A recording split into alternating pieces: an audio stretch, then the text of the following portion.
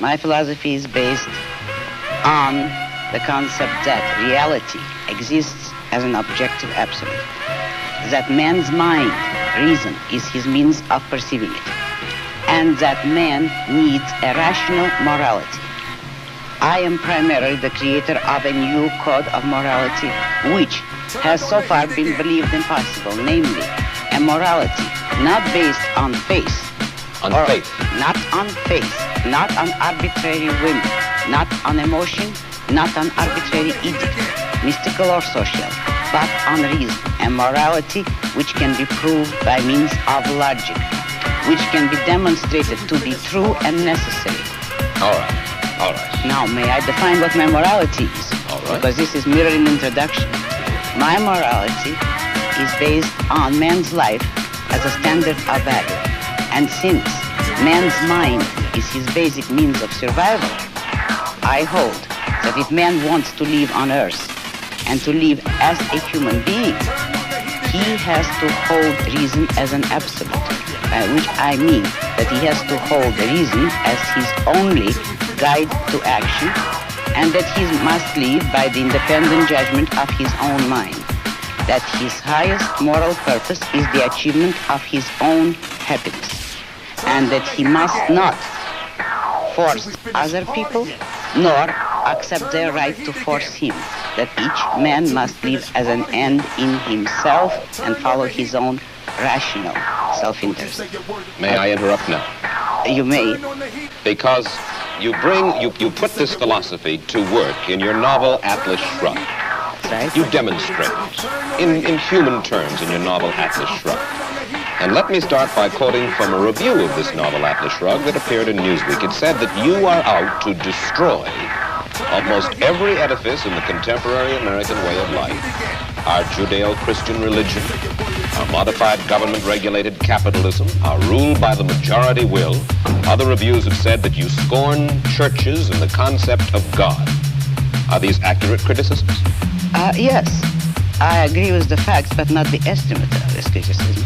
Namely, if I am challenging the base of all these institutions, I'm challenging the moral code of altruism, the precept that man's moral duty is to live for others, that man must sacrifice himself to others, which is the present-day morality. What do you mean by sacrifice himself for others? We're getting to the point. One moment. Since I'm challenging the base, I necessarily would challenge the institutions, you name it, which are a result of that morality.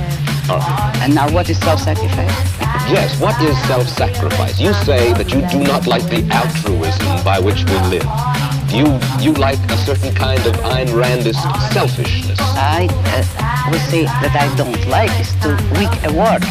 I consider it evil. And self-sacrifice is the precept that man needs to serve others in order to justify his existence, that his moral duty is to serve others. That is what most people believe today. Well, yes, we're taught to feel concern for our fellow man, to feel responsible for his welfare, to feel that we are, as religious people might put it, children under God and responsible one for the other. Now, why do you rebel? What's wrong with this philosophy? But that is what, in fact, makes man a sacrificial animal. That man must work for others, concern himself with others, or be responsible for them. That is the role of a sacrificial object. I say that man is entitled to his own happiness and that he must achieve it himself, but that he cannot demand that others give up their lives to make him happy. Nor should he wish to sacrifice himself for the happiness of others. I hold that man should have self-esteem. Because when you are asked to love everybody indiscriminately, that is, to love people without any standard, to love them regardless of the fact of whether they have any value or virtue, you are asked to love nobody. But in a sense, in your book, you talk about love as if it were a business deal of some kind. Isn't the essence of love that it is above self-interest? Well, let me make it concrete for you. What would it mean to have love above self-interest? It would mean, for instance, that a husband would tell his wife, if he were moral, according to the conventional morality, that I am marrying you just for your own sake. I have no personal interest in it, but I am so unselfish that I am marrying you only for your own good. Well, should husbands and wives Would any tally woman up? like that? Should husbands and wives tally up at the end of the day and say, well, now wait a minute, I love her if she's done enough for me today, or she loves me if I have properly performed my functions? No, you misunderstood me. That is not how love should be treated.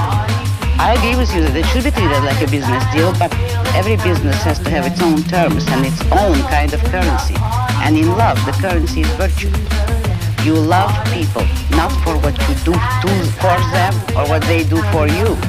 You love them for the values, the virtues which they have achieved in their own character. You don't love causelessly. You don't love everybody indiscriminately. You love only those who deserve it.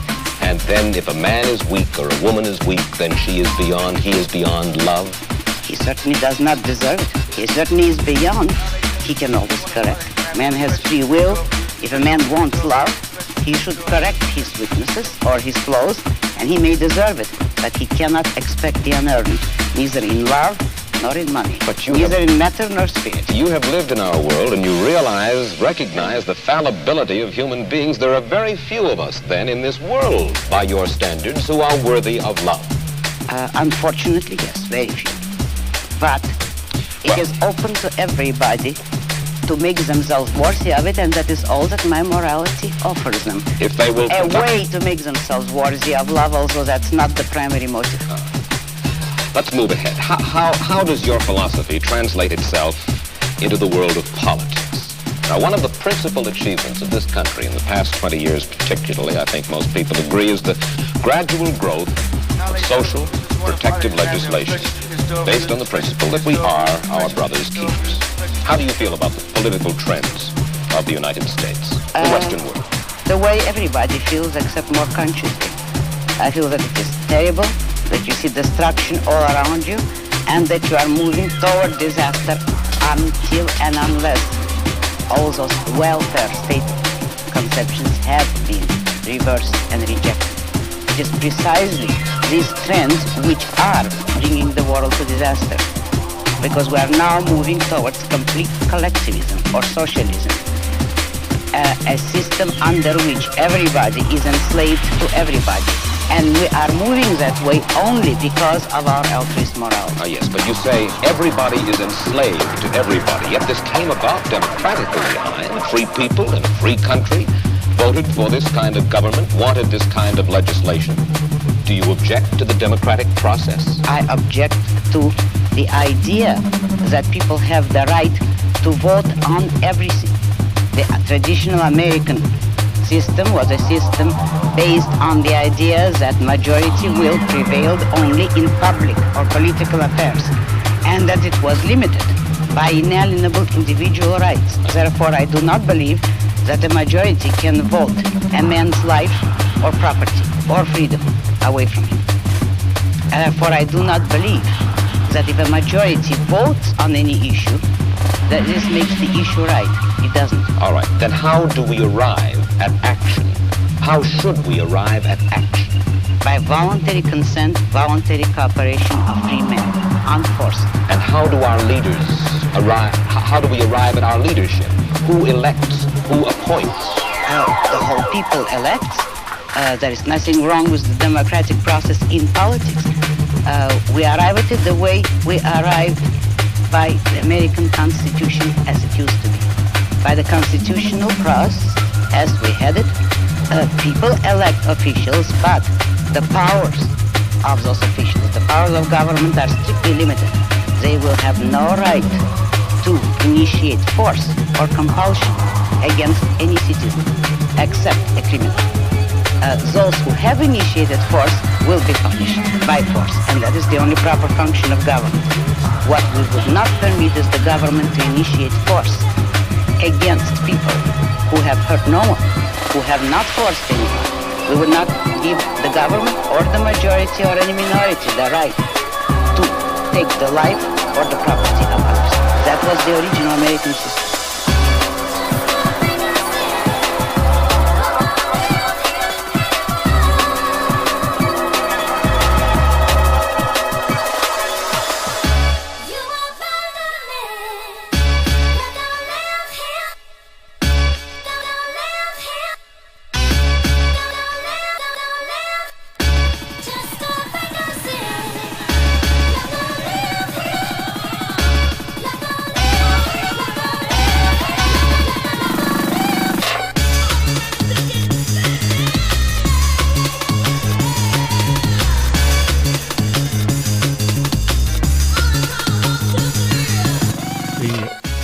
administration has used 9/11, has used it to scare people and to do what it wanted. What it wanted was to move troops into the Middle East where the oil is. It wanted to set up military bases in the Middle East, and it used 9/11 as a wonderful opportunity. It wasn't going to do anything about terrorism. It's very obvious now to simply follow the events of 9/11 by bombing Afghanistan did not reduce terrorism. In fact, it increased the possibility of terrorism. We have, by our actions in the Middle East since 9/11, largely increased the number of terrorists in the Middle East and in the world, because we have antagonized so many people. When you bomb people, you antagonize them. When you invade people, you antagonize them. You make enemies. You get people angry. And out of the anger of millions of people, a small number of them, they become terrorists. So they've used 9/11. To me, that's the important truth about 9/11. What do you do when you can't depend on a system of justice to redress your grievances? That's where civil disobedience comes in. That's where popular action comes in. That's where you go over the heads of the courts and you appeal to your elected representatives, since the people in the Justice Department are not elected, they're not beholden to anybody, they often have lifetime jobs. Your representatives at least have some commitment to represent their constituencies, and that's why the putting pressure on your representatives to begin holding impeachment hearings and to demand cutting off funds for the war and bringing the troops back as fast as possible. I think that's a way of bypassing a recalcitrant and reactionary justice system. No, we've never really had a separation of church and state in this country, no matter, they talk about it as a principle of American democracy. It's never been real. I mean, the presidents have always taken their oaths on the Bible. The God has always been invoked all the time. Any president who wanted to invade any country has said God told him to do that. Because God studies the map and decides where we will invade. I'm not an extremist. There has been for a long time a fundamental core of immovable right-wing sentiment in this country, which probably accounts for 25 or 30% of the population.